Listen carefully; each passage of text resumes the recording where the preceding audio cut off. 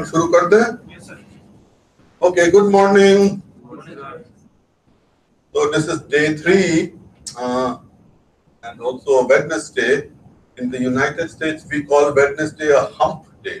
Hump day meaning you start on a Monday, you go up the incline, and on Wednesday you reach the, the peak, because after that it's I mean the weekend is kind of very close. So I hope we can overcome this hump today without much of uh,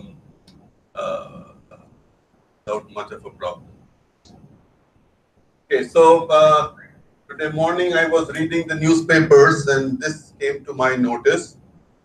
This is today's Times of India, and it says this is a problem that an environmental engineering problem that we in the United States have been facing, and a lot of people are working in this area. And I believe the problem is more acute in India. And the problem basically is that we use so much antibiotics. In the United States, its use is regulated. It's very difficult for you to get antibiotics until it has been prescribed by a licensed physician. But here, I mean, whenever I come to India, I go to a medical store and I see people coming and then they just say, give me so many tablets of this particular antibiotic. Give me so many. There is no formal mechanism to check whether indeed it has been prescribed or not. So I believe in India, antibiotic use is much more prevalent than in the United States. And so the problem is more acute because what happens is when we don't use the antibiotics, we just throw them away, and we don't really put a lot of thought into throwing away. And what is happening is that our waterways now are being increasingly, we are finding increasingly high levels of these antibiotics in our waterways, in our surface waters, for example. And as it is, it's a problem because if it's a drinking water source, I mean, a typical drinking water treatment plant is not geared to removing these. Mind you, their concentrations are very, very low, nanograms per liter. But still, the drinking water treatment plant doesn't really do anything. It comes, we drink it, but that's not really more critical. More critical is that as their concentration increases in the receiving water bodies, the microbes in the environment, they are finding more and more smart ways to cope with this antibiotic. That means we are breeding microbes which are resistant to these antibiotics. And so these are called superbugs because some of these microbes have evolved so smartly that our common antibiotics will not do. And so this is a very imminent problem because if you run out of antibiotics to treat people, if microbes develop so much resistance that they don't have any effect, then we are in for a major health crisis, public health crisis. So because you will be responsible to look at these issues when you join the workforce. I thought you may want to read this article. It's a very short article. And we have been working a little bit in how to remove these traces of antibiotics, what kinds of physical chemical processes one can employ. So, with that, questions regarding what we have covered until now. Okay. So we come to what you may consider the other half of the issue of nutrient recovery. The first half that we talked about was nitrogen, was phosphorus. Today, talk about nitrogen. Okay. Now, nitrogen recovery, I will come to it in a kind of a circuitous way. I will not jump directly into nitrogen recovery, and I'll tell you why. So if you look at the nitrogen cycle, then we know that it starts, if you want to look at it that way, it starts with the atmospheric nitrogen. I mean, we have plenty of atmospheric nitrogen. 79% of the atmosphere is nitrogen. So that cannot be a limiting factor. So the biggest difference between yesterday and today is that yesterday we were talking of a nutrient which was finite resource. This is, I mean, in a way infinite. We will never run out of nitrogen, that's for sure. Nitrogen meaning nitrogen gas in the atmosphere. So that nitrogen is fixed. We call it the process of fixation. Fixation meaning that we now incorporate the nitrogen inside a cell, and this happens in multiple ways. So if we are looking at legumes, legumes are very good at fixing nitrogen. That's why legume in a vegetarian diet is so important, because it's perhaps the only source of nitrogen in our diet. If you're a vegetarian, you should take as much of legume products as possible. Pulses, dals, etc., etc. So that is one way in which the nitrogen is fixed. It can also be fixed by some bacteria, especially residing in the soil. So based on this, we get organic nitrogen, which is now, when you consume it, then of course the nitrogen is transferred into your body, human body, animal body, whatnot. And then the body discharges nitrogen, and that nitrogen is then, I mean, it's typically in the form from human discharge or from animal discharge. It's in the form of organic nitrogen. That organic nitrogen is hydrolyzed into ammonia, and that ammonia or ammonium, as you know, this is ammonia is a monoprotic acid or base, whichever way you want to look at it. NH4 plus will give up its proton to give us energy. So this is ammonium ion, because it has a charge, and this is ammonia. So when we say ammonia, ammonium, they are basically the same because they are in equilibrium. And the pKa for this is, anybody knows the pKa for 9.3, right? So what I'm trying to say is, depending on the pH, you will have either present as ammonium, which is typically what we find because our pH is typically in the near neutral range. And that ammonium then undergoes a process of oxidation. So in ammonium, keep in mind that the oxidation number for nitrogen here is -3, right? -3. And when it is oxidized, ammonium oxidized to nitrate, then what is the +5? So from -3, it increases to +5.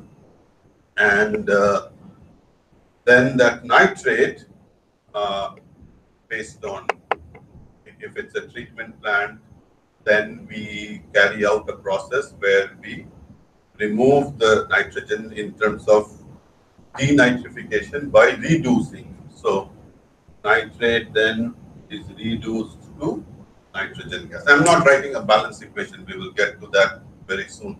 But all I'm trying to say is that we start with atmospheric nitrogen and we end up with atmospheric nitrogen if everything goes fine.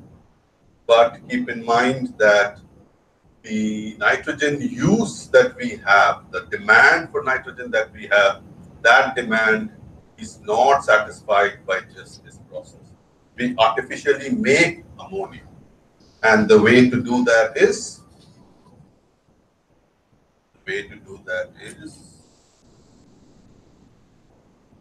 anybody knows how we make ammonia or ammonium? We make it artificially. I mean, it depends on what is our primary product, but typically we make it out of zinc. So the industrial process of making ammonia or ammonia is based on natural gas and gas process, where, as you can see, there is a lot of energy. So the idea is that if we continue the route that we have been going on for so long, then even if the nitrogen cycle is complete, the energy footprint is huge. So as you can see, when we make ammonia, how much energy do we need? About 9 kilowatt hours for every ton of ammonia. Okay? So it's a huge, I mean, it's a very energy intensive process. And so it is very logical then that that people have started now looking into, can we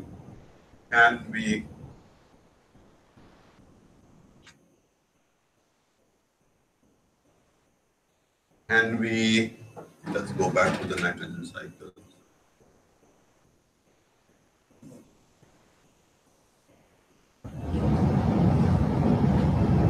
Can we do this, that ammonium, we make ammonium with this process that I just described, but that ammonium, can we now incorporate into a fertilizer? So the main reason for ammonium production is basically to produce urea, which is an important component of any fertilizer. So if I get a fertilizer, a nitrogen-based or urea-based fertilizer, if I can cut off the denitrification, if I plow this nitrate back into ammonium form, or I do not allow nitrification to oxidize the nitrate, if I start with organic nitrogen in my waste, if I convert it into ammonium, and if I then fix or remove that ammonium in a fertilizer, then that energy footprint is substantially reduced. That's the idea. Now, we in our research group, we did not really get to nitrogen recovery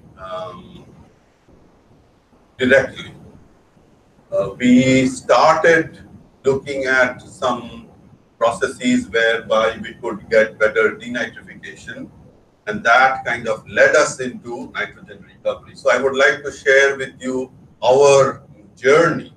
Sometimes the journey is more important than the destination. So the destination is nitrogen recovery, but the journey also is kind of interesting and fascinating because it gives us some insights. Okay, so I don't know, 10, 15, yeah, more than 10 years ago, we started working on how to look at more efficient denitrification. So if you look at the typical problem in wastewater treatment, what happens in wastewater treatment is that in a wastewater treatment plant, if you have secondary treatment, for example, then whether you run it on activated sludge or trickling filter or whatnot, rotating biological contactor, what happens is that the organics are oxidized and you get bacteria.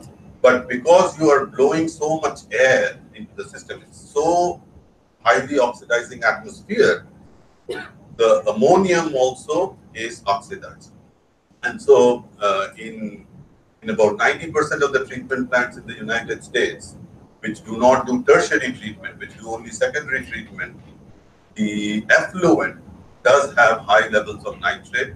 What is high? We will say anything, if you look at in terms of nitrogen, anything maybe above 20 milligrams per liter of nitrogen is considered high. Okay? So we have this 20 milligrams per liter, greater than 20 milligrams per liter of nitrogen, and that is a problem. So we were actually looking at how to solve that problem, right? And we know this is very common that we nitrify from, and it's a two-step process. The nitrification, the ammonium becomes nitrite, that is carried out by nitrous ammonius, and then the nitrite is then oxidized to nitrate by nitrobacter, and one can write a balanced chemical reaction.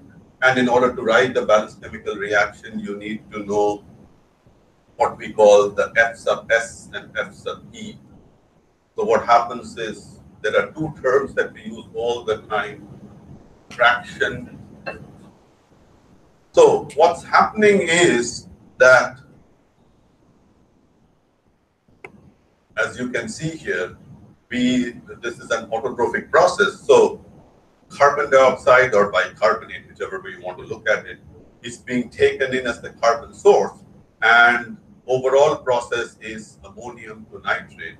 But this is a biologically mediated process, so the microbes have to get energy and grow. So how much of that energy they use to grow, that one has to find out through chemostats, experiments, and things like that. In other words, what are the microbial kinetic constants, biokinetic constants one has to find. So the equation that you see need not necessarily be the equation in every nitrification process. This is the one that we found to be the closest, okay? So these numbers, 0.026, it might vary a bit based on what microbial species or what microbial consortium you. Okay. So that is not really that was not our focus of research actually. And so we know that this process is carried out by chemolithotrophic bacteria, which means that they get very little energy, and that's why they're very slow growing. And the biggest problem with autotrophic bacteria, and in this case nitrifying bacteria, is that they're very sensitive to temperature. So when we carry this process in wastewater treatment plants in the United States, where the temperature can fluctuate a lot and where winters are very severe, we have had problems with this. In India, I mean, in most parts of India, I don't think it will be a problem anyway. But keep in mind one more thing, that when you carry out nitrification, you are losing alkalinity. You are generating H plus, losing alkalinity, whichever way you want to look at it. So we need to keep that in mind. Okay, so there are some very common nitrification technologies. The one that is being most researched upon right now is the IFAS system, where you have this hybrid attached suspended growth system. So in the past, you used to have exclusively suspended growth, then became with sequencing batch reactors. Now it's a hybrid system most of the time. So then we come to denitrification, which was our main aim 10 years ago. Denitrification, as you know, it's a multi-step process. We start with nitrate and then ultimately we end with nitrogen. Yeah, but there are some intermediate reactions, and those reactions are not necessarily very important right now for our discussion, but good to know. So if you are using heterotrophic denitrification, then you need a carbon source, organic carbon source. And if you read any book, the most common organic source is methanol, because methanol is very easily assimilable by the microbes. And again, the numbers for biomass, this is biomass. So if you look at a microbial cell, it is a very complex molecule, no question. But for all practical purposes in environmental engineering, we we simplify the microbial cell by this formula, C5H7O2. And methanol being so easily assimilable, the denitrification rates we never have really problem with. It's a pretty fast reaction if you carry it out correctly. But the problem is actually different. The problem is that we had organic carbon in our main waste, and in the activated sludge we oxidized. Then we did nitrification. Now, when we are doing denitrification, we are bringing in an organic source from outside. Methanol is a chemical you have to buy, so it is expensive. And the other problem is that you get large sludge volume. as you know, in a wastewater treatment plant, after the expense for pumps and blowers, the next biggest expense is sludge handling, because landfilling is becoming more and more difficult and expensive, and incineration is very unpopular. Many communities don't want an incinerator, so it's a whole set of problems. Anyway, so all I'm trying to say is that if you are denitrifying, then if you can come up with a process that does not require a chemical like methanol, which has a pretty substantial cost associated with it, and it does not produce as much sludge, then you can be in business. Okay. Now, uh, we talked about centralized and decentralized processes yesterday. In a centralized process, you can do this very easily. The decentralized process, not so easy, because the decentralized process, as we discussed yesterday, we don't really have the luxury of a very skilled manpower that is available to run this unit. These units are all passive units in your home. If you have an on-site system in your home, then it has to run on its own. You can't really, a homeowner can't really go and fix these problems. So in decentralized systems, the problem is more acute. So now there have been some what we call I/A, innovative/alternative technologies that have come up in the last few years, and these are all for on-site or decentralized systems, and they all have this common theme that you bring in this wastewater into your septic tank, and from the septic tank, then you oxidize this so that the nitrogen is oxidized to nitrate, and then you denitrify. And the way you do that is basically by manipulating the redox environment. So if it's a highly oxidized environment, nitrification is very favorable. If you now cut off oxygen, if the DO becomes zero, and since there is the microbes are there, the carbon is there, it will denitrify. So you have these chambers where you are through a fan or through some other means, you are controlling the environment. So one of them is known as this water loop biofilter. So these are called biofilters. Another one is aqua point, where, as you can see, you have a fan and you have a biofilter. So from the septic tank, you are pumping this water into the biofilter, and depending on the DO or the redox potential, whichever way you want to look at it, you can manipulate the system. Okay. But again, as I was discussing yesterday, because you have this fan, it's no more electricity-free system. It now needs electricity. So that's or there is another which is called microfast, and here also it's a blower which is controlling the redox environment. There is a fixed film media, and as this water passes through the media, because there is no dissolved oxygen, it becomes an ideal environment for denitrification. So, because these are new technologies, there is a protocol by which one reviews them, or by which one looks at their performance. And what we found is that these systems, these water loops and the microfasts, they can get you to maybe up to 65% denitrification. No more than 65%. So 65% is okay, but still there is a lot of scope for further improvement. And these are all based on standard protocols. So, for example, you load them at this rate, 0.74 gallons per feet square per day. This is National Sanitation Foundation protocol. So these are all under identical conditions, performance review.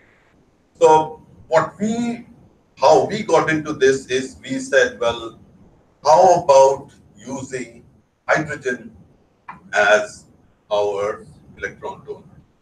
And hydrogen is an interesting candidate because number one, we know from biokinetics that hydrogen transfer can be very efficient, and uh, because we now have this technology called bubble-less operation, we know it's pretty safe. Because the main concern with hydrogen is, as you know, it's if not handled correctly, it's an explosive gas. It can cause all kinds of dangers. But with bubble-less operation, that danger is avoided. So the process is that you have a hollow fiber membrane bioreactor, HFMB, we call it hollow fiber membrane bioreactor, and you have a film, biofilm that grows, and there is water, the wastewater that is passing from the outside, which has nitrate, and there is hydrogen that you are feeding through the lumen. And as this hydrogen, of course, it is under pressure, as this hydrogen wants to come out from wherever it can, it meets the nitrate, and the bacterial film then does the denitrification. That's the process. So, how does it look like? Well, it looks like a bundle of fibers, hollow fibers, and of course, you have to keep this under pressure, as I just said. So, you need a system to maintain that pressure, and of course, it's recirculated as well. So, you see this recirculation system, because if one screw is not giving you the zero nitrate that you desire, then you have to recycle, and that, of course, is a design parameter. We will not get it. So in the lab, this is how it looks like. These are these bundles that I talked about, millions of them packed in one rope, kind of. You see the squares, and another view. So in the lab, we tried it out, and I will show you just one graph of the results. We found that the mass transfer was pretty good. We could achieve almost non-detect nitrate.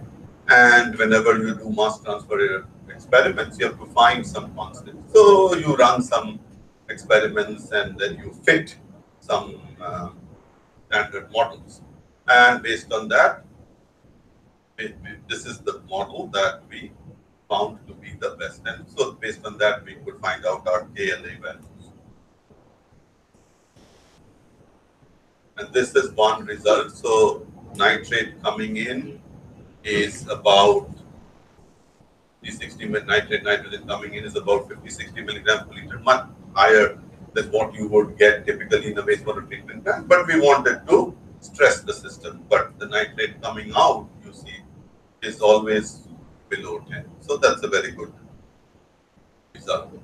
So one could make the conclusion that yes, this hydrogen, the hollow fiber membrane bioreactor where you're pumping in hydrogen, it can be a good electron donor. It can achieve denitrification at the rate that which is very practical in a on-site system.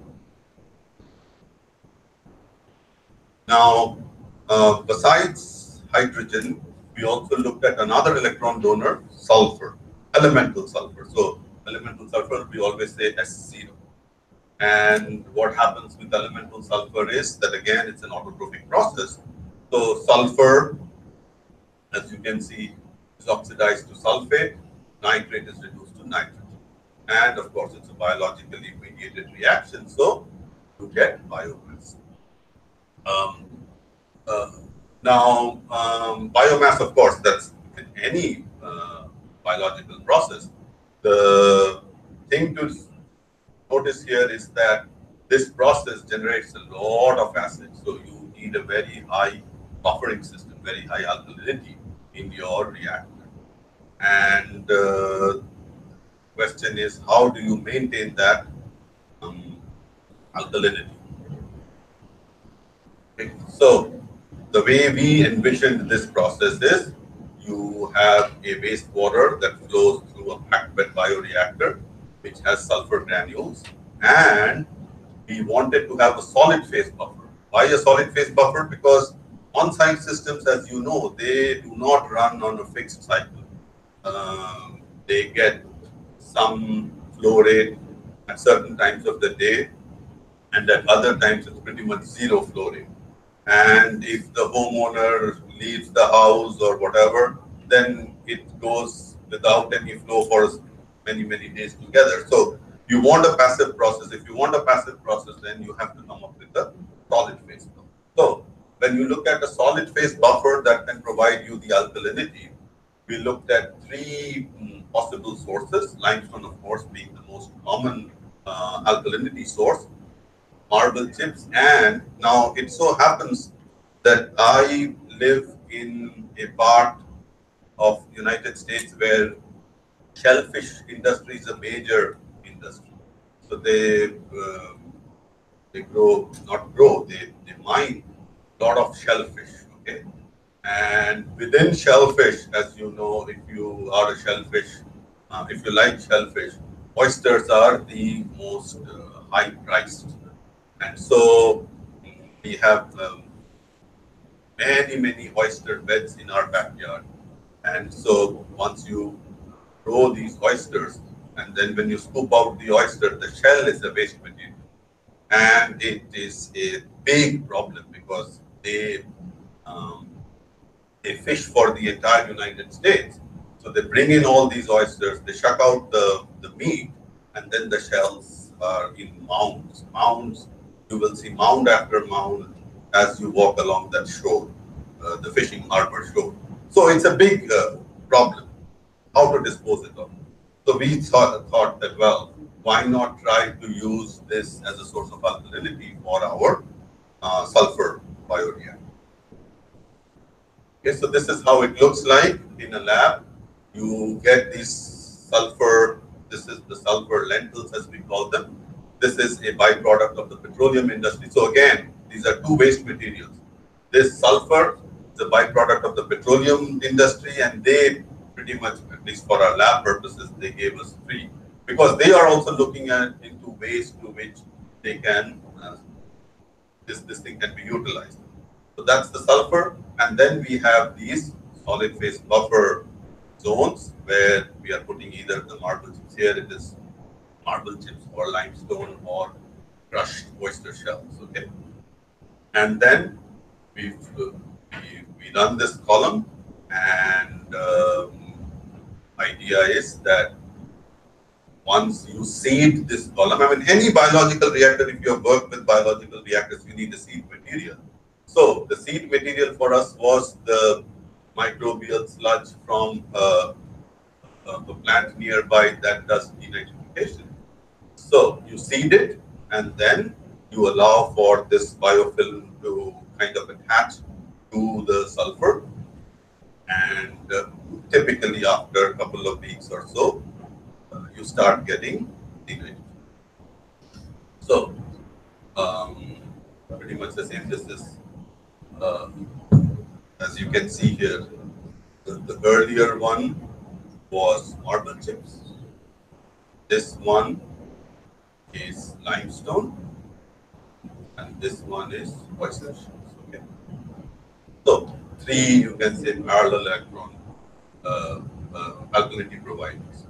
And so again, uh, one has to write the equation, and that equation, you have to generate this equation. You can't really write it by taking it out of a textbook because, as I said, it has to be based on the biokinetic constants or the process that you are running. So for our case, this is the process. But again, the main thing is sulfur is oxidized to sulfate, nitrate is reduced to, and there's a lot of alkalinity that's lost, so you have to provide that alkalinity.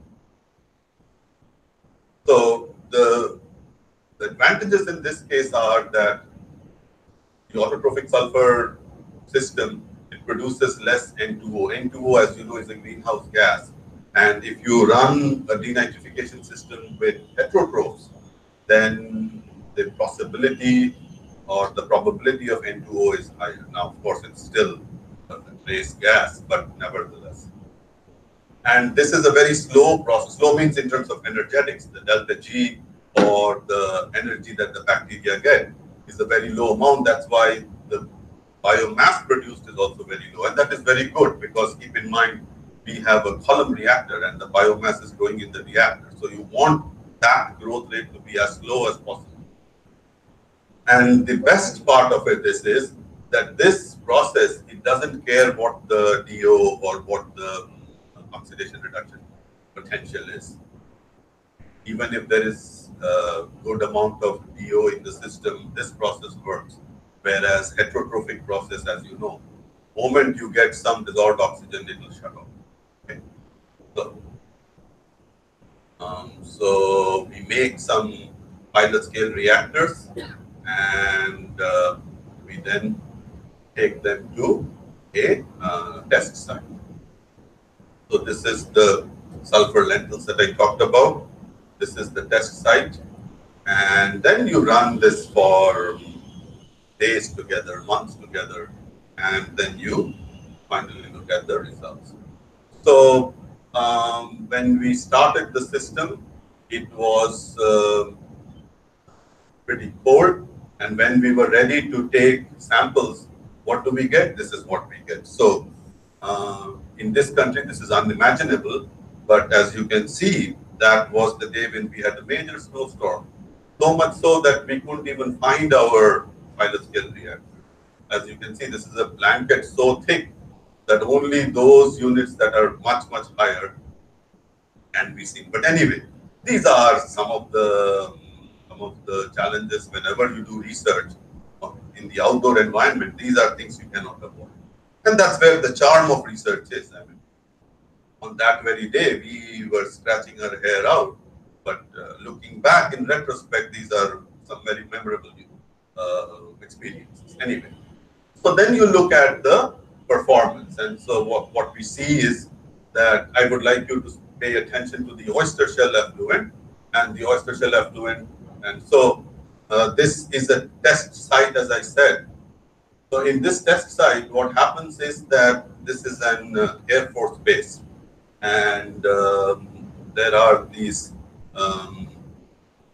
aircraft that take off and land at this Air Force base. These are basically for testing purposes. So there is a colony that is behind the trees, and these people, they live in kind of military barracks, almost like the military barracks that you see in any cantonment in this country. And so the wastewater that they collect from these military barracks are then brought to a small wastewater treatment plant, and we compare our systems. These test beds, they compare the performance to that wastewater treatment plant. So that's how the process works. So why do I say all this? I say all this because we have no control over the nitrate coming in. Absolutely. And that is very typical. But we do have to denitrify. So the ideal system is no matter what the nitrate coming in is, your nitrate leaving should be ideally non-detect, if not non-detect, definitely less than 10 milligrams per liter as nitrate. So after some time, when the system becomes stable, we were able to achieve. And how about alkalinity? You have to provide a lot of alkalinity, as I said. Again, the oyster shell provides very good alkalinity. And there are certain reasons for it. I will not get into it. One has to do detailed characterization of the crystalline nature and how in an oyster shell, as you know, what happens is have a layer of calcium carbonate or basically calcium carbonate. And then there is a protein layer. And then again, calcium carbonate, again, protein layer. So this is how the organisms, the oyster has evolved. And that is wonderful because now you get these bursts of calcium, but then that is protected by this protein. Anyway, I'll not get into the details. If you want to know, it's very interesting, but we can talk later outside. pH, of course, we need to control. So the conclusion is that yes, we can run this kind of a system where we are not doing heterotrophic denitrification, we are doing autotrophic denitrification using sulfur. And the crushed oyster shell provides very good buffer. That's the main. And so this is what I was trying to say, that the binding action of the shell protein to calcite, that contributes to this very controlled release. We want controlled release, we don't want a person. All right, so then we moved into, well, how about bioretention systems? As you know, we have these non-point sources, which are a big issue because controlling a point source is so much easier. You bring it to a central facility and you have all the skilled manpower to deal with it. But you have all these non-point sources that are discharging a lot of nitrogen. How do we get about to control that? And the idea is use the same process, but now we are using them in either an infiltration basin or a bioretention system or a swale. So we wanted to know how good it will perform in a typical outdoor bioretention system. And again, so here in a bioretention system, if you have worked with stormwater, for example, you know that typically you have no control over the form of nitrogen. So nitrogen may come in completely as organic nitrogen.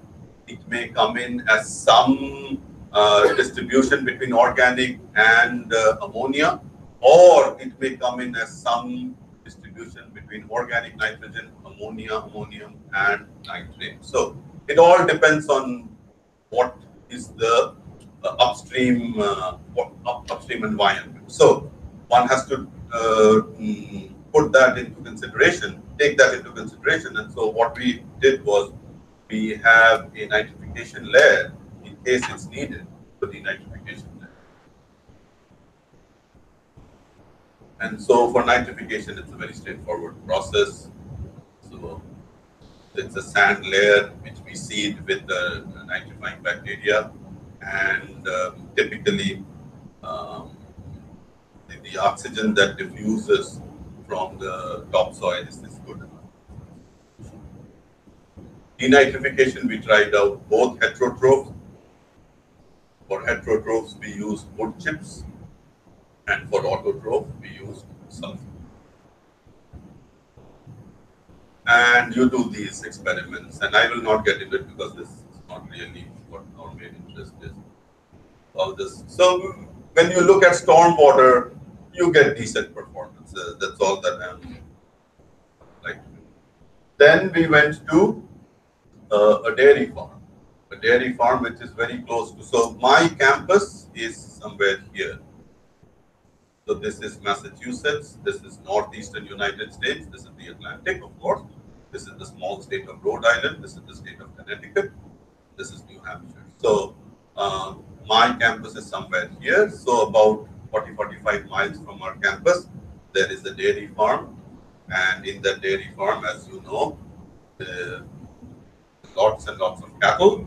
And then what happens is that the manure that the cattle produce is then kind of raked down to a system where it is then made into a slurry, and that slurry is then put into a holding tank, and in that holding tank the solids settle, and then you take the overflow into this detention pond or detention basin. And so the concern here was that this detention basin, of course, there is an effluent going into a wetland very close by. So that effluent which travels from this detention basin to the wetlands, does it have very high nitrate? And can we denitrate? That's the idea. And so what we did is we put our units, and we ran the units, and I will not get into that. But all I can say is that yes, this is a doable process. We could achieve pretty good denitrification. more than 90%. But there were certain things one had to look into in more detail, which we did later on. So that brings us to basically the recovery. But all this time, what I was talking about had nothing to do with recovery. It was mainly to remove the nitrogen. That's how we got into it. But now I will show you a video where we would like to now look at recovery. And and if everything works fine, we will see a video. Okay, very good. So this is something that I didn't do personally. My friend that was at that time then at University of Florida, he did it. This is his research, but we are kind of peripherally involved, and I'll explain how we were involved in this. This should load up.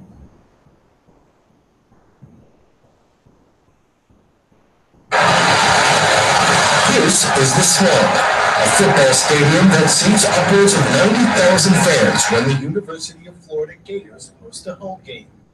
If Trevor Boyer has... Okay, so let me just explain what is the background. The background is that in the part of Florida where my friend Trevor Boyer, he was a professor there, now he has moved to Arizona. So there they are crazy, they are mad, they are passionate about football, but this is American football. American football is not the same as what we call football here. Here, what we call football is called soccer. So it's a little different game, but you can imagine a university. In the university, they have a stadium, and that stadium can fit close to 90,000 people.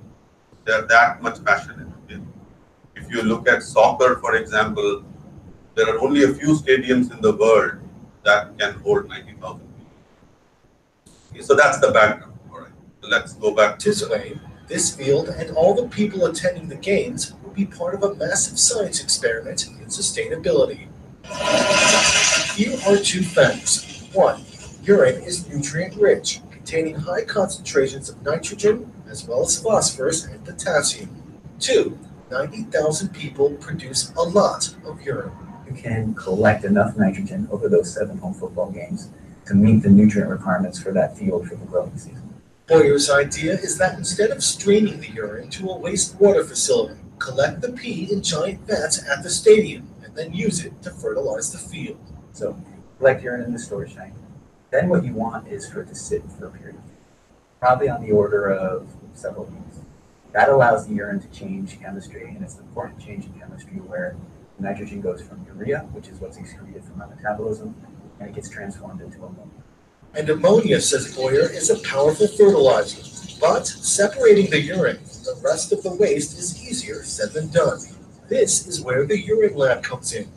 Here the team are hard at work developing the next generation of waterless urinals, newly designed toilets with the goal of harnessing the pee while using just a fraction of the water needed to operate conventional bathrooms. Once collected in a storage tank and after its chemical transformation, the solution can be further processed to extract the nutrients into a solid fertilizer, which can be easily transported.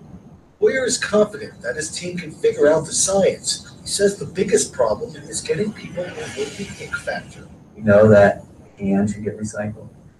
I don't think most people feel that way about urine, right? Most people don't urinate and be like, oh, that should have been recycled and recovered.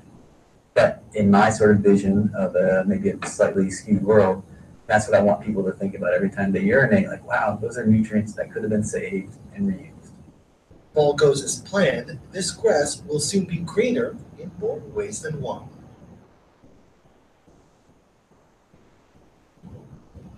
Okay, so that is the video. So let me now kind of put a little background into it. So Trevor, Professor Boyer, and I were talking about nutrient recovery, and he mentioned his project, and I had read some of his publications. And so that led us to a brainstorming session where we said, well, this is wonderful what he was doing, but this is kind of restricted to urine. and it requires, as you can see, a change of mindset. So waterless urinals, they are now becoming very common. I don't know in this country how common they are, but in the United States we now find many airports, big public facilities where this has become common. And there actually it was forced because of the shortage of water. So what we typically do in any washroom is, of course, the urine volume is very small, and then we flush it down with a lot more of water, and that of course dilutes the nitrogen and the phosphorus and the potassium.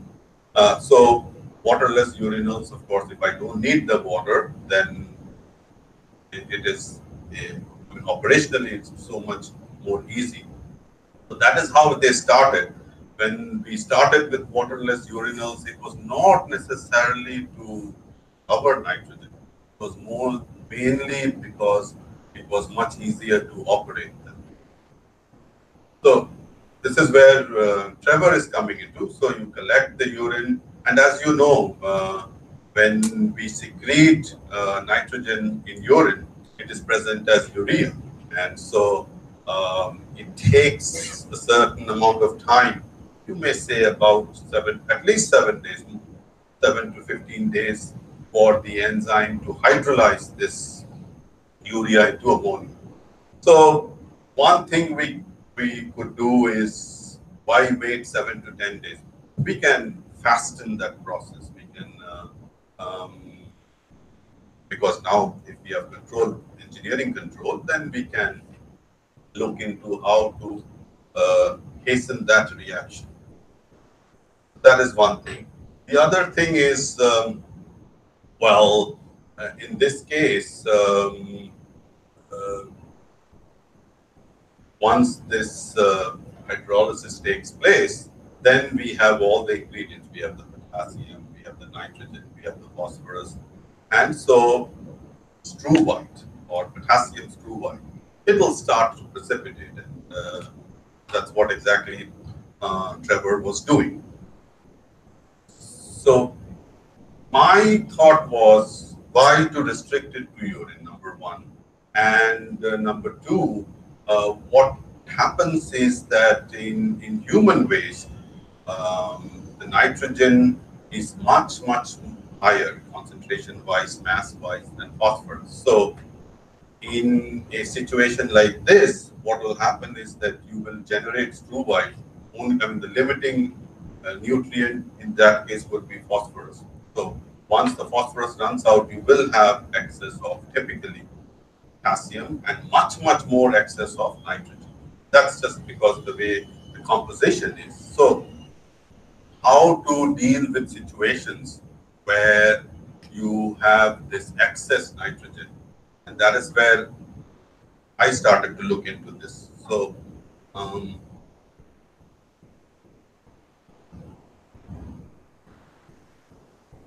so what I decided to do was to look into ammonium removal and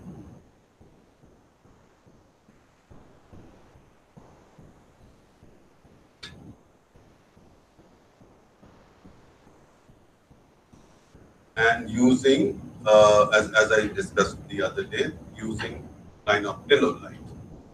So, okay, let me go back to this file.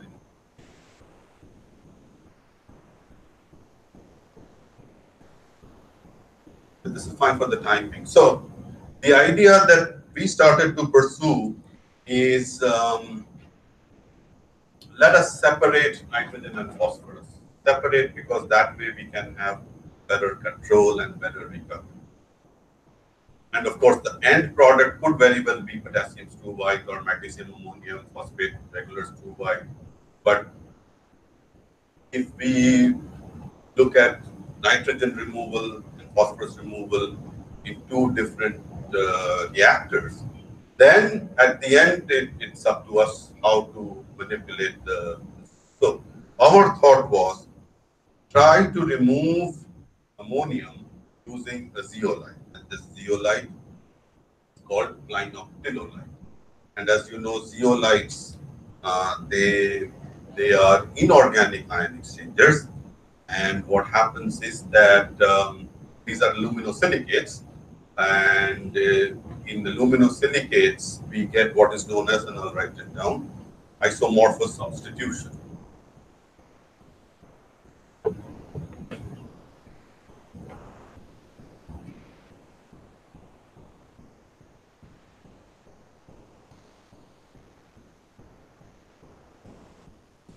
The zeolite is known as clinoptilolite. Clinoptilolite. Zeolites always end with ITE, as you know. And so this is an inorganic. Yesterday, the resins that we talked about, they were all organic polymers.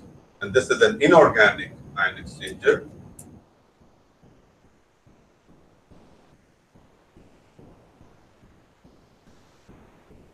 It's an aluminosilicate. And this is an aluminosilicate where, I mean, nature makes these aluminosilicates. It's a very natural process. These zeolites, you don't have to do anything. They form in certain mines. So they are mined. In our case, the zeolite comes actually from Minnesota. One zeolite comes from Minnesota, one from Arizona, and there are these mines nearby. But these are aluminosilicates which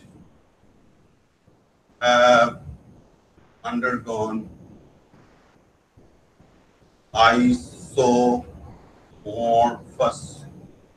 substitution. Okay, so what happens is nature produces these aluminosilicates, as I said, but nature is not perfect, as you know. Nature has its own hiccups, and so what happens is sometimes the silica is replaced by aluminum. And when that happens, then we need that extra charge. Silica is +4, as you know, aluminum is +3. So we need that extra charge. And that extra charge is what gives us this kind of material, which is a cation exchange. And so this is a cation exchange. Yesterday, we were looking at anion exchange. Phosphate, orthophosphate phosphorus. Today, we will look at ammonia exchange. Okay? So, I think this is a good time to take a break, because when we come back, we will look at phenolphthaleate process in much more detail. Questions? Questions? The oyster shell, do it have chitin? Does it have what? Chitin. Chitin? No, oyster shell will not have chitin. What is that? Chitin comes from mainly shrimp, lobsters, and crabs. And when we talk of squid or scallops or oysters, their shell, at least I'm not aware of. Possible, but even if it is, it will be very stingy. It's not the major component. Sure. Calcium carbonate is on this. No, calcium carbonate is for any shell. But the question is, how is that shell kind of how does that shell maintain its rigidity? For that, you need some kind of a protein binder. So chitin is a possible protein binder. This one, I don't know the composition, but it's not chitin. Does the presence of protein layer contribute to the nitrogen? No. Even if it does, I mean, we didn't look into it specifically, but even if it does, it will very much. So if you look at percentage, the percentage of protein is very low. Within protein, the nitrogen is very low. But what it does is it allows these bands of calcite, these bands, when they dissolve, they give you the buffer. And then when the flow stops or when there is no need for a buffer, then the process stops. Because if you have, let's say, limestone, uh, it's, once it starts to release the calcium, it's almost impossible to stop it. So you get a lot of wastage of this alkaline. Limestone is also originate from the same side. Limestone, I mean, it's an ocean deposit, so or it's on land as well. There are so many limestone quarries in our neighborhood, so it's a natural geological process. But in oceans, what is happening is that, as you know, because of this greenhouse gases, emission of greenhouse gases, in the oceans, our limestone concentration or the limestone deposits are getting depleted, because of which we now have this situation where scientists fear that some of these shellfish may not be able to grow in the future because they are running out of, I mean, these shellfish are running out of limestone. So that's another kind of uh, big environmental challenge. Because what happened is, when we discovered, not discovered, when we kind of knew more about these greenhouse gases, people said, well, not to worry, because even if these greenhouse gases are trapping the heat, not to worry, these gases, they will be absorbed by the oceans. Oceans are huge carbon dioxide sinks. So what to worry? And of course, it did happen that the oceans started taking in more of carbon dioxide. But if you talk to marine scientists, pretty much unanimous that they have reached their capacity, if not exceeded it. So now oceans are no longer able to absorb this extra carbon dioxide. So what will happen if you still pump in more carbon dioxide? All these deposits of calcium carbonate are now starting to dissolve. And if that's the case, then it's a big environmental challenge. No question about it. So that's a good question that you ask, because when we talk of research, we kind of box ourselves in that this is the research that we did. But it's always a good idea to kind of relate it to all these other issues also. That's what separates good research from average research. Average research, you say, this is what I wanted to do, this is what I achieved. That's nothing wrong with it. But then you have to kind of step back and see where does it fit in the overall scheme. Sir, in the reactor, in the pipes, I've seen you put aluminum foil. Something was clipped the pipes. What is it? Aluminum. Oh, that was only to prevent light. I mean, because these things, what happens is, if I understand your question. Back.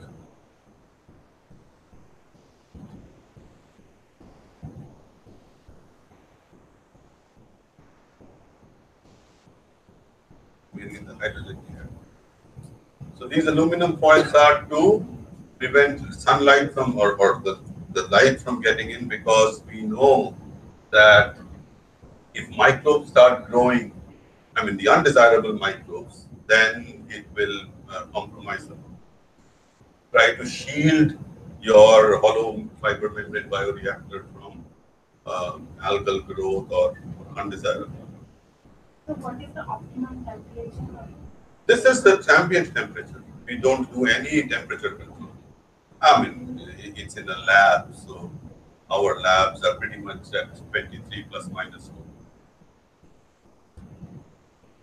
4. So, that dairy farm problem, which Yes. Yes. which technology have you used to solve that problem?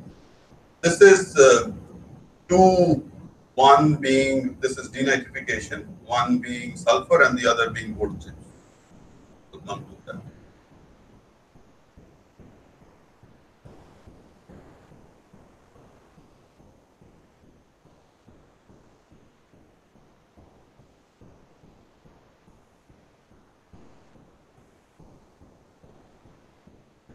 This one,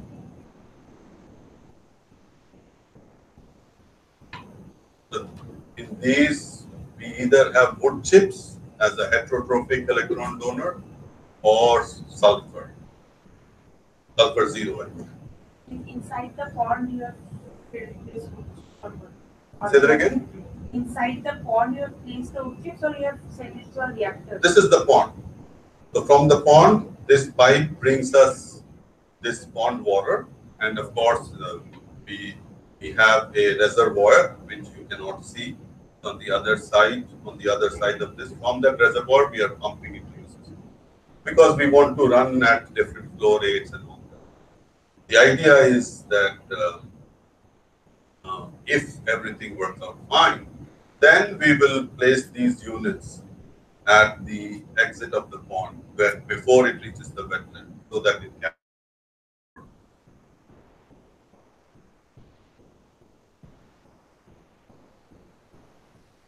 Any other question?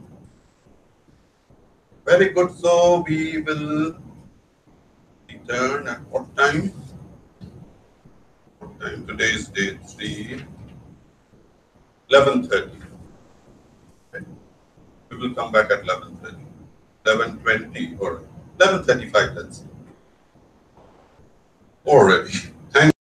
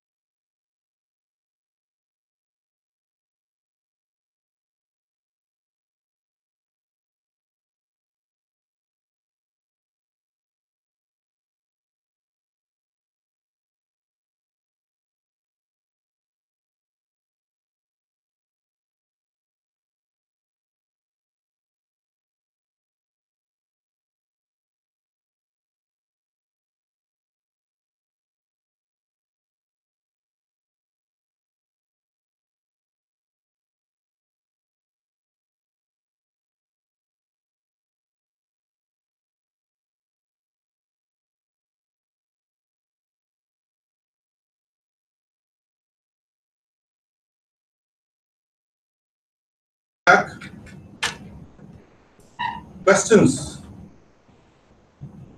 All right, so then let's look at this material, clinoptilolite, which is the cation exchanger that we are using. Now, two questions need to be answered. First of all, why clinoptilolite? And the answer to that is, what happens with these inorganic zeolites is that they have this very unique crystalline structure which creates these what are known as cages, CAGES. So these cages, they provide the site or the location where your exchangeable ion can come and sit. And so uh, it so happens, and I think it's purely coincidental, it so happens that uh, when we get clinoptilolite, then the cage size of clinoptilolite is such that it provides the perfect selectivity for ammonium. So this cage wants to have only ammonium as compared to sodium or potassium or calcium or magnesium. So it, it just so happens that clinoptilolite is the perfect, at least in my estimation, perfect ion exchanger if you are looking for selectivity of ammonium over some other competing cations. Okay, so that's the reason. And of course, we do want selectivity. Why?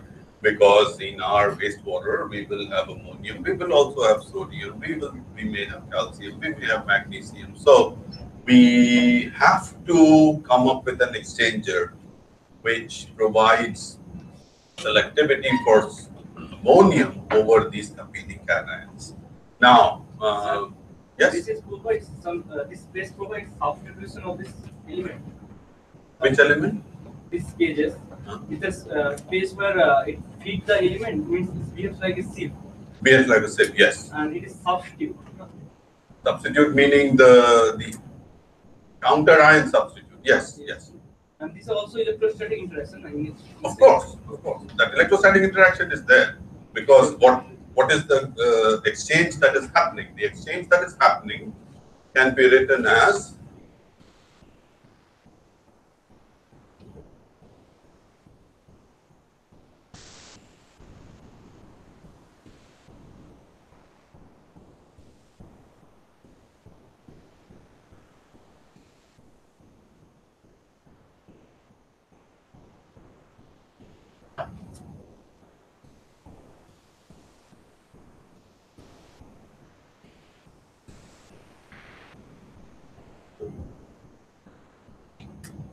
so just like any ion exchange reaction, what's happening is that we preload this clinoptilolite with sodium. And now when we pass a water which has ammonium, because of this, what we just discussed, the ammonium wants to get into the clinoptilolite and sodium is kicked out. And this is preferred over, I mean, so ammonium is preferred over sodium and calcium and magnesium and so forth and so on. Okay, that's the idea. Now, that's one part. Now, keep in mind, okay, let me just write it. So the question that is very logical is, well, why can't we do this with an organic ion exchanger? Well, because in an organic ion exchanger, I mean, assuming that we have perfect control over our raw material, I mean, we can create the ion exchanger. So if I have an ion exchanger,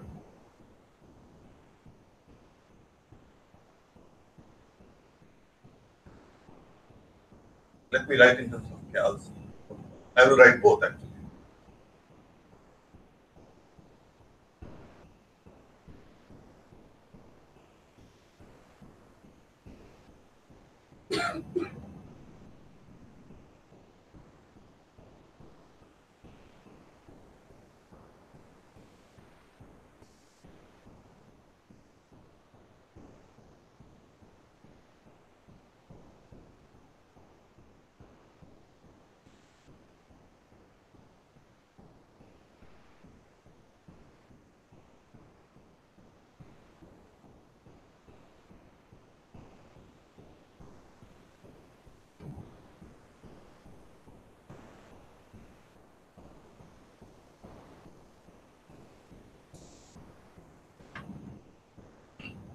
So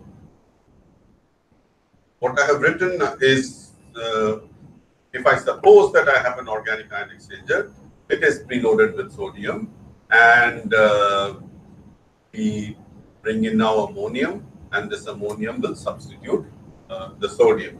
Now the problem is, in this case, since both are monovalent, then there is no reason really for the exchanger to prefer ammonium over sodium. Okay.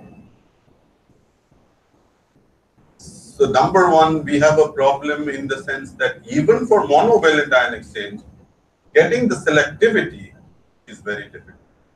But now if I look into the second reaction, suppose I preloaded it with calcium. Okay. Now if I bring ammonium, this is a heterovalent ion exchange. And what I would want is this ammonium to go in and calcium to come out. But we know that because calcium is divalent, its charge density is much higher. So the organic exchanger will not want to part with the calcium, will not want to take in ammonium. So purely by looking at the chart, we can see that a typical organic ion exchanger will not be able to provide us with the selectivity. Now, does it mean that nobody has tried? Yes, lots of, if you look at literature, lots of people have come up with specially synthesized exchangers that they claim are ammonium selective. But the reason we did not choose them is A, because they are not easily available, and B, we were not very sure of its regeneration potential. So as we have seen yesterday, if you are looking at an ion exchanger system, this is only one part of the problem. The other part, it has to be very easily regenerable. And clinoptilolite fits the bill. And I will show you some data. It fits the bill in the sense that it provides. So even if I have calcium, it will prefer ammonium over calcium. That is why one goes with it. Questions? Sir, Yes. if I use the in sodium form, Yes. then what is the problem? Suppose you are using the ion exchange calcium form. If I use in sodium form, The first reaction. in the second reaction. Second reaction? Correct. Yeah. If we use in sodium, This is the first reaction, sodium form, right? okay. So that is what I was saying. In sodium ammonium exchange, there is no reason for selectivity. I mean, this is the monovalent big exchange with the monovalent cation. So there is no selectivity. We want the selectivity, right? Because our water typically has much higher sodium than ammonia. So if most of the sites are now filled up with sodium, it's not really a very efficient removal system, right?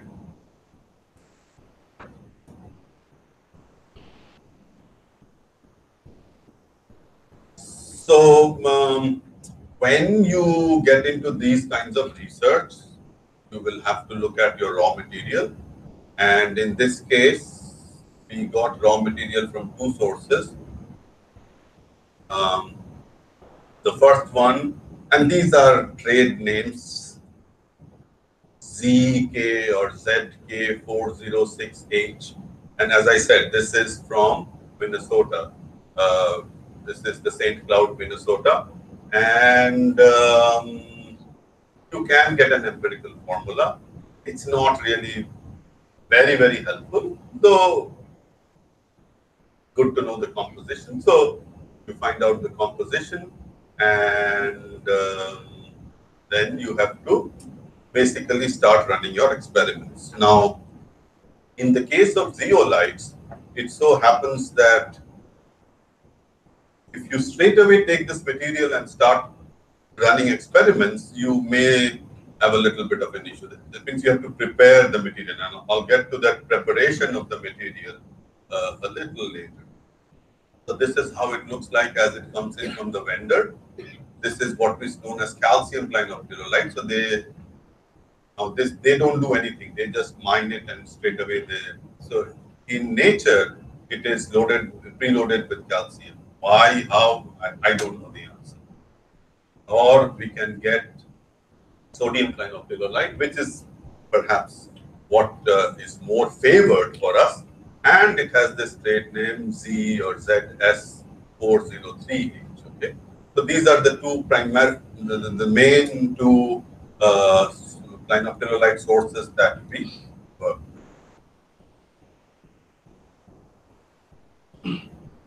Okay.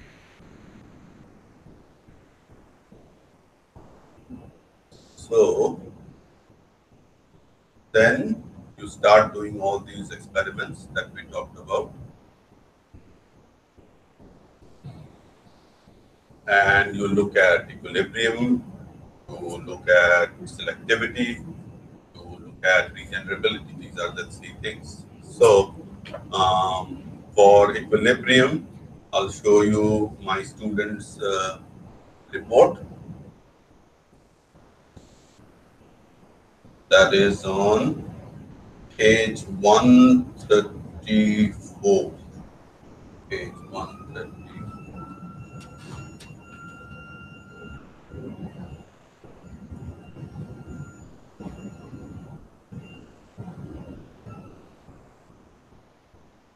Page 134. So you run these columns and you get this data, and then you put it through the software and all that. So what is of essential use for us is that the uptake capacity, we find it is about 5 milligrams of ammonium nitrogen per gram of resin. Okay. So the first thing we see is that these are not as good of an exchanger as the polymeric exchangers we were talking about yesterday, because yesterday we were talking about, let's say, the Dow copper that had an exchange capacity of about 1 milliequivalent per gram. Okay. And here you see it is 5, that means 5 divided by 14, or 1/3 of a milliequivalent per gram. So inorganic zeolites, their equilibrium capacity is typically lower than these synthetic polymers that we make. That's one thing. And it broke through at 340 bed volumes. Let's see that exhaustion data. There we go. And I apologize, the spreadsheet isn't really as I would have expected it. But anyway, what we are interested in is how much sodium did we put in as nitrogen? How much ammonium did we put in as nitrogen? And what is the ammonium? This is ammonium initial, and this is the ammonium coming out of the column, clinoptilolite column. And if you say 10% is the limit, so that limit was reached at 340 bed volumes. Okay, so 340 bed volumes, all right. And one can look at one more, page 140. So when you do this kind of research, you cannot be satisfied with one exhaustion run. You have to run many samples, and each one, as you can see, if it is run up to 450 bed volumes, it takes at least 4 or 5 days. And so it's a laborious process, but there is no shortcut actually. You have to do multiple runs, and you have to do multiple times over, multiple samples, and only then can you defend your claims. Okay, so at the end, when you make a claim that yes, this does the job, when you now put it in a manuscript and you send it for publication, the reviewers would immediately ask, how many samples did you run, whether they were run in just once, or the standard format is triplicate, and how many samples, so things like that. This is another run. As you can see, this broke through at 360 bed volumes. The uptake capacity is more or less the same. So we are looking at that kind, in this case, 10, 12 milligrams per liter of ammonium nitrogen giving us about 340, 350, that range, 300 range breakthrough. Okay. So then we come to regeneration. And as I was discussing yesterday, in regeneration, you want all of this ammonium to come out. And you want all of this ammonium to come out in a small volume. So let's just look at one regeneration profile. This is page 132 of the report.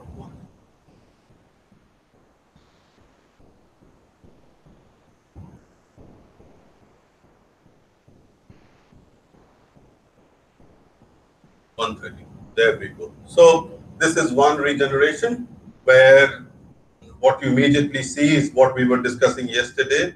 You see a tail. It's not as clean as the regenerations that we saw yesterday. So again, basically, you don't have much control over the material. This you do treat it, pre-treat it to get better performance, but this is an issue with pretty much all inorganic zeolites, that there are some equilibrium and kinetic limitations which kind of prevent you from having those clean kind of things, right? So this is something we have to live with, and this was based on what was the regenerant? I think it was 1% sodium chloride.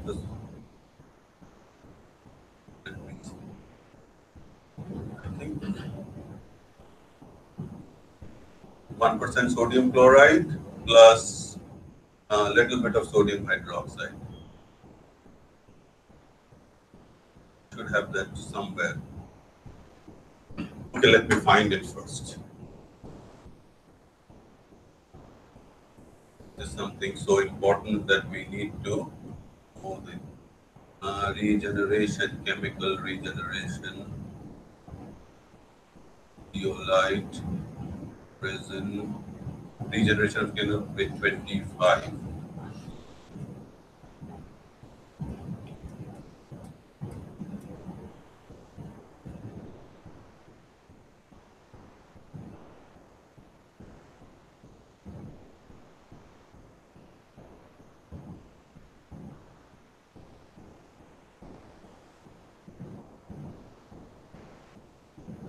Not given here. I will find it and I'll let you know. I know it's 1% sodium chloride. How much of sodium hydroxide?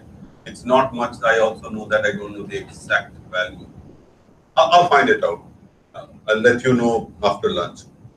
But basically, that's the process. You take these samples.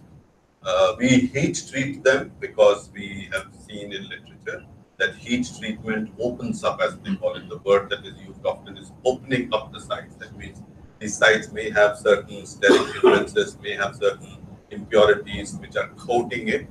And when you heat treat it and you follow it with an acid rinse, that opens up some of the sites, and we have seen that it does enhance the capacity. So you heat treat it, and then you acid rinse it, then it is ready for use in a column.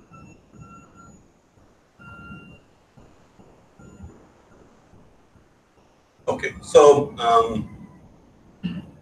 then you do these selectivity or separation factor determinations as we talked about yesterday, and without going too much into the detail, we saw that yes, these one of them, ZS403H, was ammonium was selective over sodium and calcium. So then this is the one that we finally settled with. As you can see, the core diameter is very, very small, 4 angstrom, and pretty decent specific surface area. So then what we did is we went to a septic tank. And the reason is that we would like to come up with a system for on-site ammonia recovery. Okay? On-site, I mean, decentralized system. So in a decentralized system, the wastewater comes out from the business or from the cluster of homes, or in this case, um, it was a small nursing home. Anyway, that's not important. Um, the wastewater enters the septic tank, and we know in the septic tank, or even before the septic tank, it is hydrolyzed. Hydrolysis is very fast, so it is all as ammonia. So the question was, can we have a system which we can retrofit to existing on-site systems, which would be able to recover the ammonium and phosphorus. So I will not talk of phosphorus today, only the ammonium part. Okay.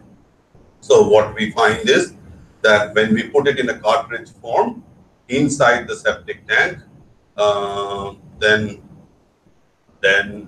the influent into the septic tank is about 25-30 milligrams per liter as nitrogen. And for 40 days, when we sampled, we found very, very low ammonium nitrogen concentrations, which seems to indicate that the process works. But yesterday I talked of chicken litter and chicken litter throwing students out of my office. Chicken litter does smell horrible, but it's nowhere compared to this one. This one is much, much worse. So, my first student, the day we went to the septic tank to put this garbage, the day after, since then, I've never seen him again. He just ran away. Anyway. So, these are some of the things that we have to face with. What can you do? So, then, of course, comes the regeneration part. So, this is where it is given here 1% NaOH plus 2% sodium chloride. I'm sorry, I misspoke when I said 1%. So, it's pretty much the same idea as with the exchanger that I talked yesterday. Primarily sodium chloride there. The chloride was driving out the phosphorus.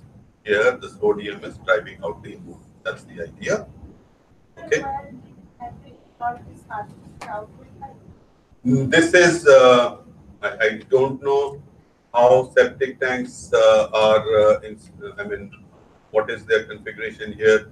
In the United States, in the septic tank, the inlet T comes in, and what happens is that the solids settle, and then there is this kind of middle layer of liquid in the middle, and then there is a top layer of scum. And now the outlet is, you put a T so that it's always in the middle layer from where the water comes out, the wastewater comes out, and you put a filter there, because otherwise people have seen that the outlet pipe is very fast clogging occurs. So they put a filter. It's just basically a polymeric foam type material. So before, after the filter, we put this cartridge. So we take apart that outlet T, we put in the cartridge, then we put the filter before it. So the water from the middle layer first travels through the filter, then it passes through the line of kiloline. Very.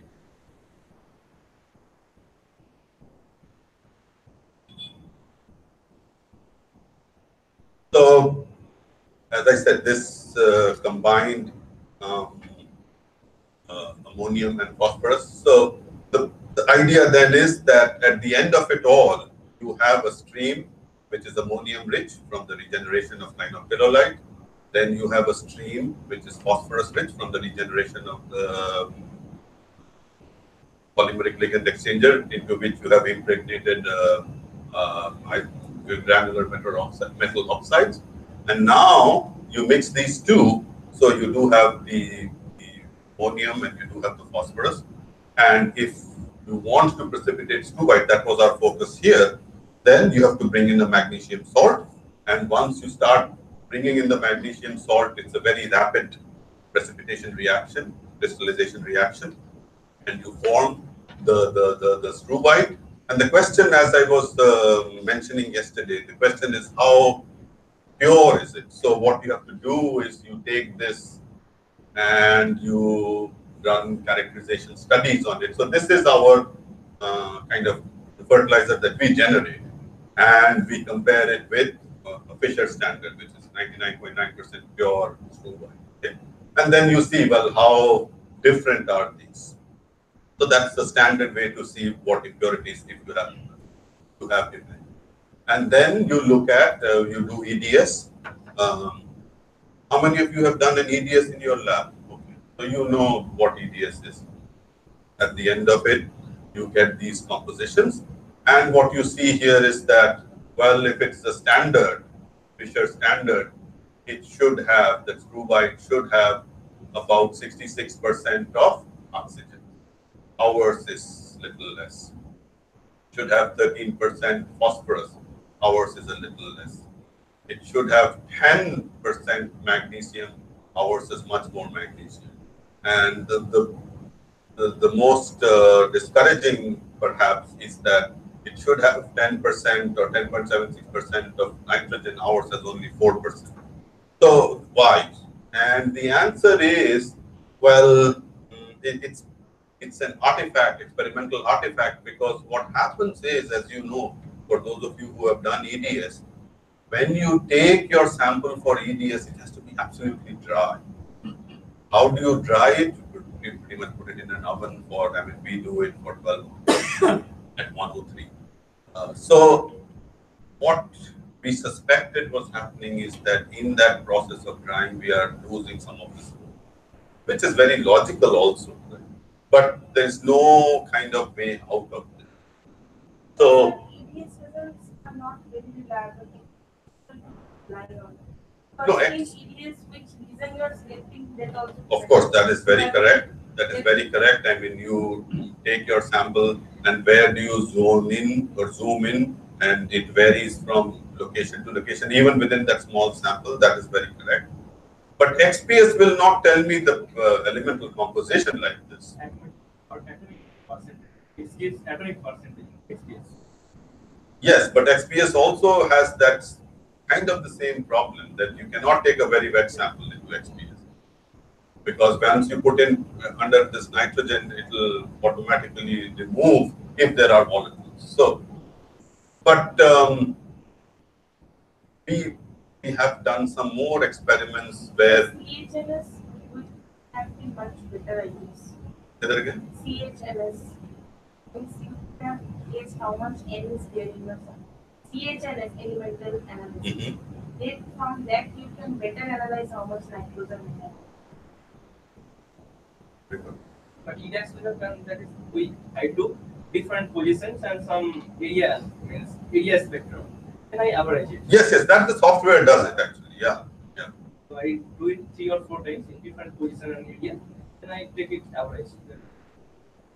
And in CHLS, get exactly what percentage of nitrogen is there in your sample. That is better, means that will probably give you a better idea of how much nitrogen. I've never done CHNS analysis, so that's good to know. Another best option, if it is your crystalline, if your sample is crystalline, best I think it will be better if you do XRD. So yes, we have done XRD. We have looked at 2 theta values, that is the best. but again, XRD will not tell you really the percentage. That's the, Cannot quantify. yes. So we'll see. I mean, CHNS analysis. I think I have to go to my chemistry department. But what one can do very easily is one can do mass balance, which we did. Mass balance suggests that there is much more nitrogen in the solid phase. Okay. But how much more, I can't really answer that because it's little all over. It's not a very clean result that we got. But that is something that is not just unique to us. That is a problem when you do research like this. I mean, it's very complicated system that you are dealing with. So one day you get, let's say, 4%. Next day you might get 6%. So you can't really, anyway. So then we said, well, this is what we have in mind, okay? So we have an influent which has ammonium and phosphorus, and we first pass it through this clinopyrrolite column, and this is what happens. This is preloaded with sodium. So the ammonium goes in, sodium comes out. It then goes into this PLE, and in the PLE, it is preloaded with chloride. phosphorus goes in, chloride comes out, and you then size them such that, as I said, this has much lower capacity, so it will be much bigger column if you want to run so that they both exhaust at the same time. You can do those calculations. We just did something very similar yesterday. So that's not really the focus today. The point being that once they get exhausted, you regenerate. You can use the same regenerant as we just saw, and you regenerate, as you can see in this case, folks. Pass this through the first one and then through the second one, and then you precipitate out the screw white, and then you can. And we have looked at 5 cycles like this we use, and there's not much compromise in process. Of course, you have to replenish the sodium and the chloride and the base loss. So it's not that this thing is being reused as it is. You have to fortify it. But anyway, the point being that working hypothesis is that this can do the job that we set out to do. That's what I'm trying to get at. Okay. Then we started looking into.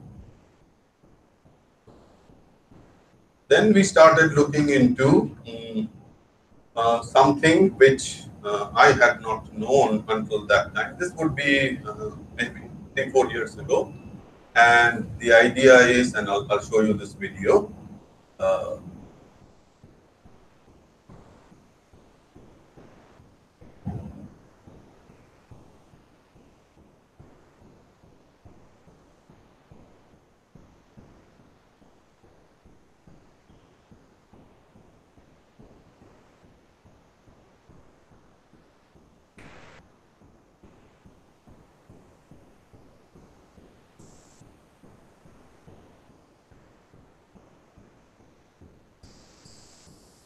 Slowly loading this website. At the guest house, the computer is much faster. But anyway, so try one.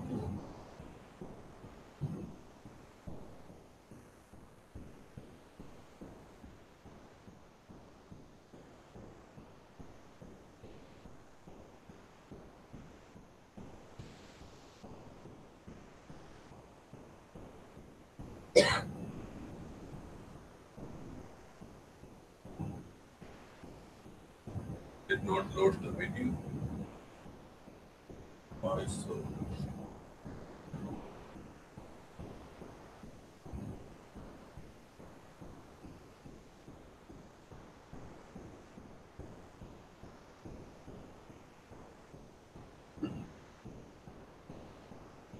Okay, so this is the video. Let's see.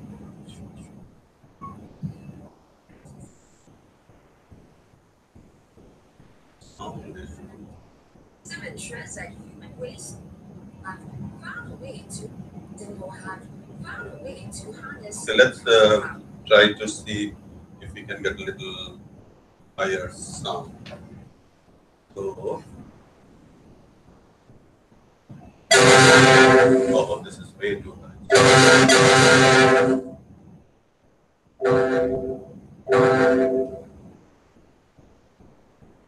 Okay, now let's hope that the sound. The toilets have found a way to. Scientists in Singapore have found a way to harness poo power. The toilet system ensures that human waste doesn't just go down the drain, but is actually turned into electricity and fertilizer. You wake up in the morning and the first activity for the day, a visit to the loo. But what if your human waste was able to power the rest of your day's activities? This new toilet system, developed by scientists at NTU, is able to do just that. It starts with this no-mix vacuum toilet.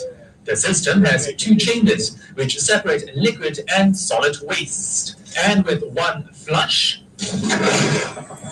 waste is sent for treatment. Our new system will not only save water, But the most important thing is we convert the natural human waste into something very useful, such as the fertilizers, the biogas, energy, and electricity as well. Scientists have been working on the system since 2010. Singapore, we don't have natural resources. That's why we have been thinking, can we use the waste material and to make all these waste materials are resources? And it won't take too much to adjust to the new loop. We try to create a seamless transition so that the user probably will not feel the differences except the vacuum side.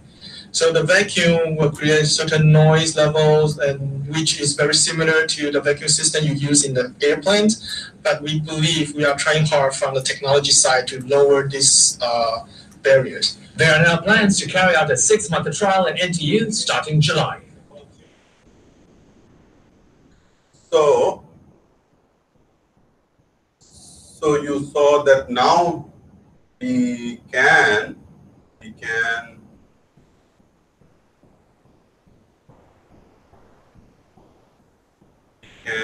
have a system where we can separate the liquid from the solid, okay, in this no mixed toilet. So my idea now, which is something we have just started to work on, it's still an idea right now, is to have, let's say for again, rural areas or low flow, on-site systems, we have a no mixed toilet, and the liquid we then pass through this cartridge which has both clinoptilolide and the PLE, and we will get then nitrogen and phosphorus free urine, and the solid, if it's a rural area, we can fortify it with other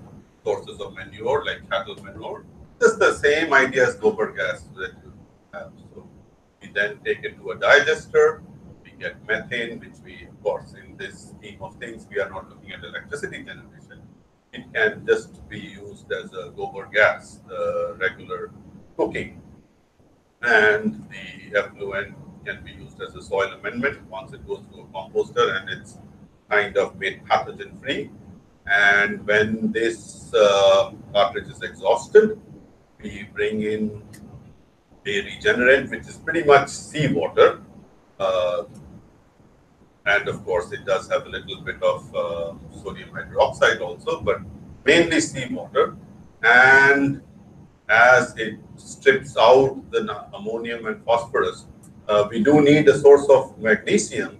It so happens that when you produce salt, then you have a waste product called bittern, bittern, and bittern happens to be a waste material with a very high magnesium content. So what we are looking at is not having a magnesium chloride or whatever salt that one has to buy, but using a waste material. So when you add the bittern, then of course you are precipitating white, which you can then, because it's a rural, this is located in a rural area, you can straight away take it to the farm. That's the idea. Okay. Questions?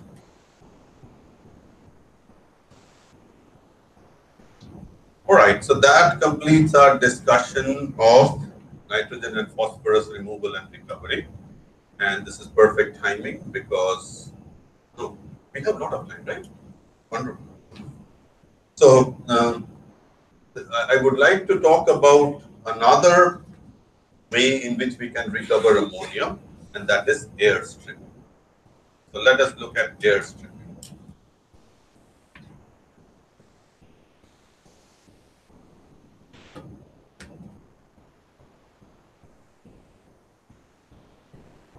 So air stripping, as the name implies, it is used to remove volatiles from water, okay? And the idea is you have in the water some volatile contaminant. If you can contact this volatile contaminant with air, then because it is volatile, it would like to move into the air phase from the liquid phase.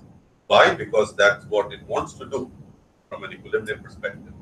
So if you can do this in an engineered environment, then you can transfer this contaminant from the liquid to the gas phase. Your liquid becomes that contaminant free, and this gas phase, then you can do certain. So how do you make this contact? Well, it's pretty established technique. It is called a stripping tower, and this is how it looks like. Just a schematic sketch. So what happens is that it is a tower in which you put these packing materials. These are very high surface area materials, and you bring in the water, which has these volatiles, and you then spread it uniformly. And as this water is coming down, you blow air in the reverse direction. So this is counter current contact, and so the water is in this, water movement is in this direction, the air movement is in the opposite direction. And so what does it do? Well, if you can do it correctly, this passing air will take in this contaminant. And now, if I can collect this, then so for our purpose, this water has ammonium.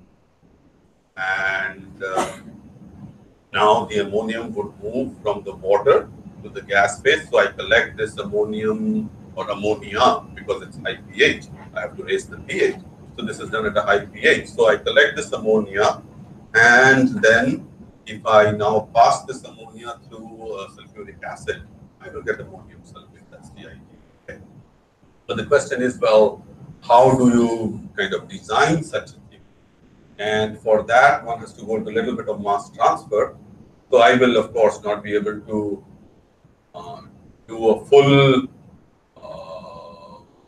discussion on it, but I'll just give you the basics so that you can understand what's going on here. So we do a mass balance, and so what's happening is, as you can see, you have the water coming in at whatever liters per day. It has ammonium at whatever concentration it does, and it goes through this column. And when it comes out, your water flow rate is the same, of course, in the system.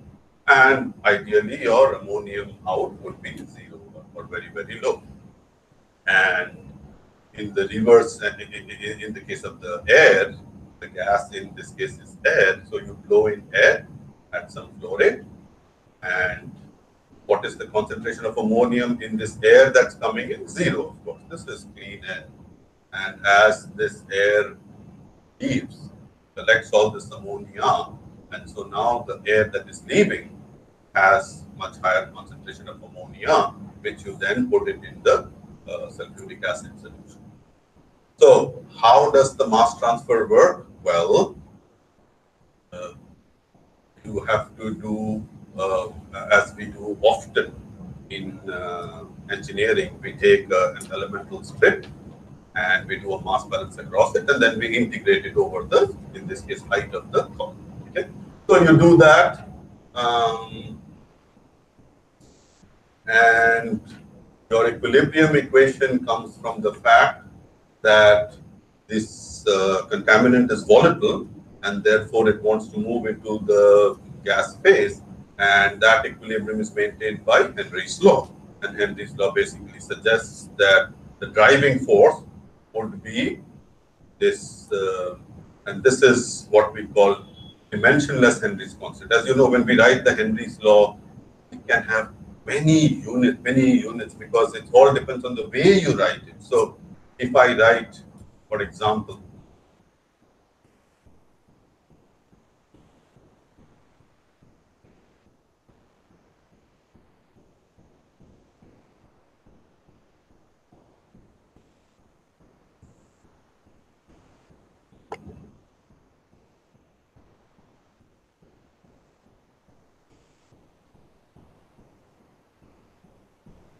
so this is the equation that the reactant is the same as the product. Only thing that's happening is the phase transfer. So how can you write the equilibrium? Well, you can say K Henry is nothing but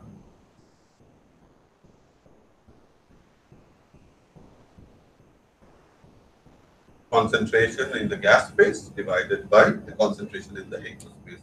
And then the question is, what are the units? Well, for gas phase, our typical units are partial pressure.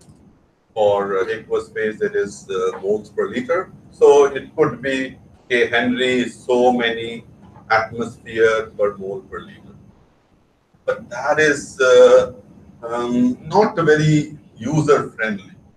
So what we do is we make this non-dimensional, and we will not go into the details. I mean, if you can get the Henry's constant, then it doesn't really matter. But in engineering, we always want to do things which are kind of as general as possible. So the dimensionless Henry's constant is a much more general, easily usable parameter. Anyway, let's not quibble much about it.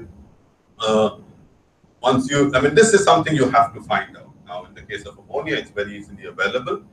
Perry's Chemical Engineering Handbook or any standard handbook is available.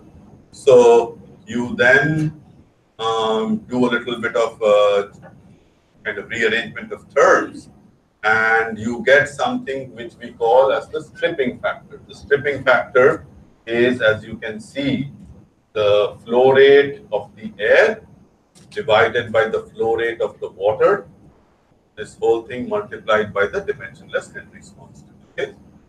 So when you do that, we know from experience and from literature that this stripping factor, which should be 1 but is never 1, we always have to go much beyond 1, is usually in this range of 2 to 10. And we usually, when we design towers, stripping towers, air stripping towers, it's 3 to 4 is the most common ratio. Okay, so once you know this stripping ratio, this stripping factor, then you put it back into the control volume or the elemental strip, and you do a flux analysis, and you use what is known as the thin film theory, which basically suggests that this is at equilibrium. So what's happening is, of course, this is standard mass transfer, that you have this dividing phase. So let's say this is liquid, and this is gas. So if I'm looking at ammonia,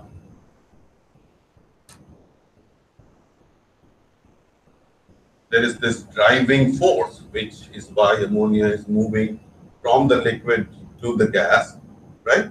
And what this two-film theory or thin-film theory says is that this gradient, driving gradient, is in this very, this is a fictional construct. It doesn't really exist. This is how we model systems. That it happens over this film thickness delta. Okay. In this case, delta W. And what we say, what the model is based upon, is the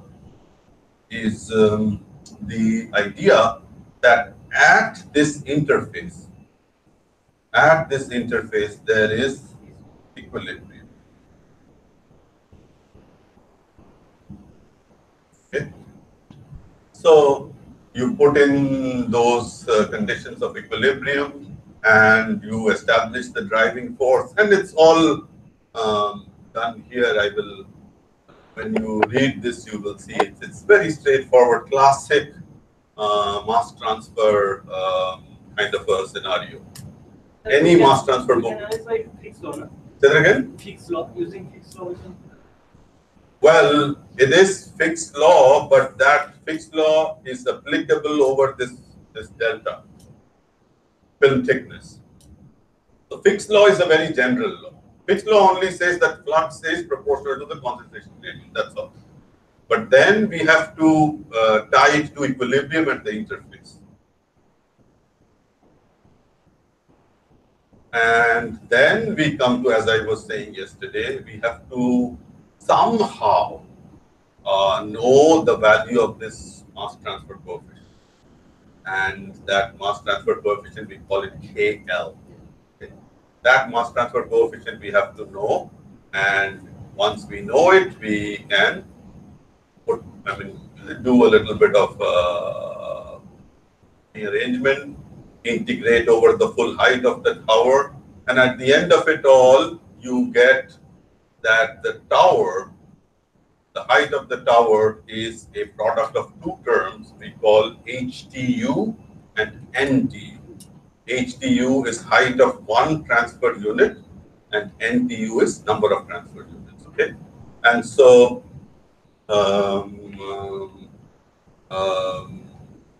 height of one transfer unit is, as I was just saying,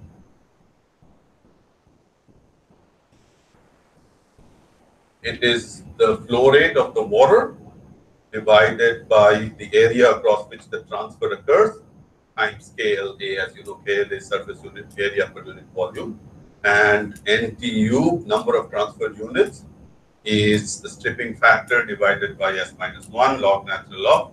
So these are what you know. We take a stripping factor of, as I said, 3 to 4, and we know how much is the ammonia concentration coming in. We know, or we put in, what is the ammonia concentration that is leaving the system.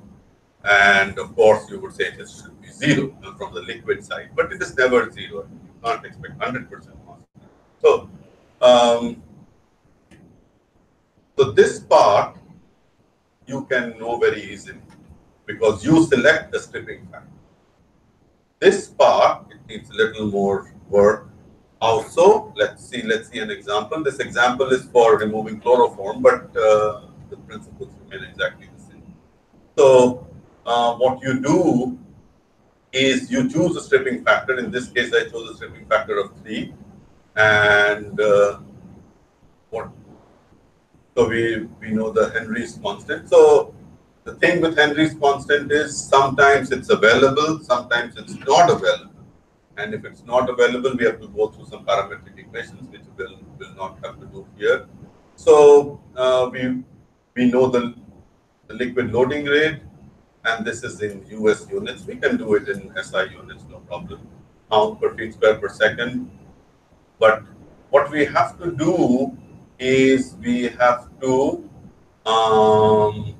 use this graph to say what is the pressure drop. As this water is passing through the column, how much is the pressure drop? Okay, and there are some guidelines as to how much pressure drop you can allow. So based on that, you then select that how much pressure drop would you allow. And of course, you should be much lower than the flooding line. As you see here, this is the flooding line. So we typically want to be in this area. Okay. And so what is the abscissa? The abscissa is L over G, the liquid loading rate divided by the gas loading rate times the density of air divided by the density of water raised to the power half. So this is something we know. And if I allow so much of pressure drop, I can find out this part. What is this part? The gas flow rate square times some packing factor divided by the density of air divided by the density of water divided by acceleration due to gravity. So the idea being that once I know this value of G square F, I can then put that in, and I then go to some standard handbook. In this case, it is the Perry's Chemical Engineer's Handbook, which gives us the packing factor, the F. And you just put it in this equation, and then that gives you the diameter of the stripping tower. These are cylindrical towers. So in this case, it happens to be a 9-foot tower. Okay, and this KLA, as I was talking, you have to get it from some correlation. So there are all these chemical engineering correlations: Sherwood, Holloway coefficient, Honda correlation. These are all any standard mass transfer book will give you all this. Okay, so you of course have to have the maturity to see which one is the best one. So in this case, this correlation happens to be the best one. So now you go to the handbook, you find out the value of the packing constant, and you put that in here, and you know the value of the viscosity, you know the density and all that. And at the end of it, you will get the liquid mass loading rate. And from that, you will get the KLA. KLA, of course, as you know, it has units of 9 to the power minus 1. And then you can put that in your HDU equation. And for that, you need the molar density of water, which is 55.6 moles per liter or kilomole per cube. And when you do that, you can then find the HDU. So you know the HDU, you know the NTU, you multiply them. So in this case, what has happened is that, of course, I have to choose the packing. There are all kinds of packing available, and any standard chemical engineer's handbook gives you these options. We picked something known as a bird saddle. So if you look at this figure,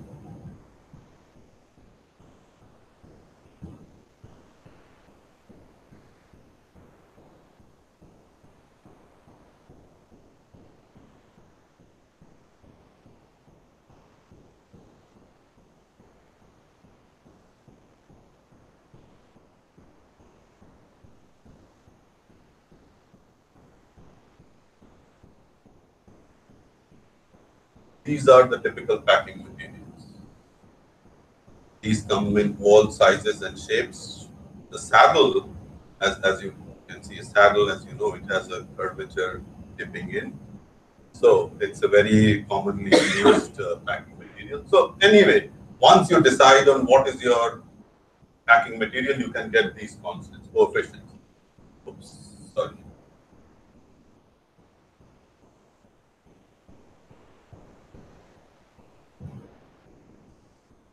So at the end of it, you can say that, well, as in this case, we are saying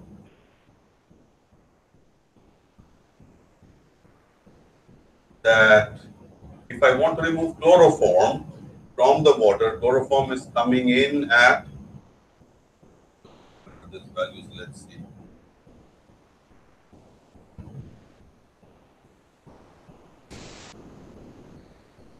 Chloroform is coming in, it's a pumping rate of 1.5 mgd. As I said, we work in gallons, so million gallons per day, which translates to 65.7 liters per second.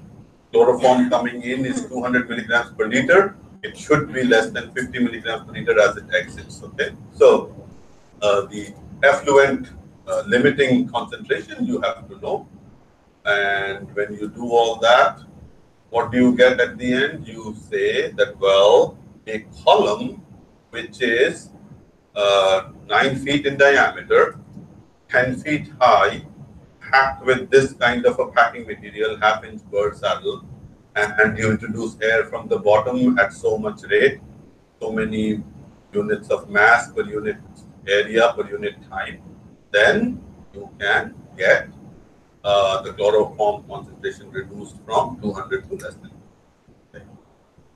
Okay. So that is, and then of course you have to take this this gas, as I was saying, which is now rich in ammonia, from the top of the tower. Where is it?